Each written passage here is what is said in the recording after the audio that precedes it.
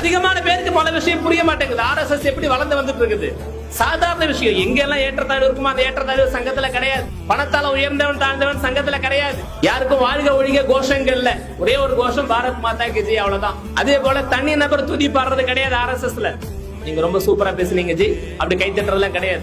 தனிநபர் துதியெல்லாம் RSSல கிடையாது. ரொம்ப முக்கியம், ஒரு குடும்பத்துக்கு தான் சங்க பதவிகள் அப்படிலாம் கிடையாது. சங்கத்துல பதவி இல்ல, பொறுப்பு. எங்களுக்கு எல்லாம் பொறுப்பு கொடுத்திருக்காங்க. எனக்கு மாநில பொறுப்பு கொடுத்திருக்காங்க, மாநிலம் முழுக்க வேலை செய்யறது. அப்ப சங்கத்துல பொறுத்த வரைக்கும் பொறுப்புகள்ன்ற ஒரு புரிதல் இருக்குது. அதனால பதவி கிடையாது. ஆனாலும் அது ஒரு குடும்பத்துக்கு மட்டும் கிடையாது.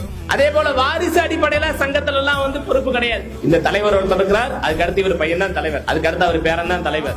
அப்படி எல்லாம் சங்கத்துல கிடையாது. சங்க வேலைகள் யார் செய்துகிட்டு இருக்கிறாங்களோ அவங்க அடுத்த பொறுப்புகள்ல வருவாங்க. சமுதாயம் பார்த்துக்கிட்டு இருக்காங்க இது எல்லாத்தையும். இதை விட ரொம்ப முக்கியம், RSSல சுயநலக்காரர்கள் நீங்க யாரையும் பார்க்க முடியாது.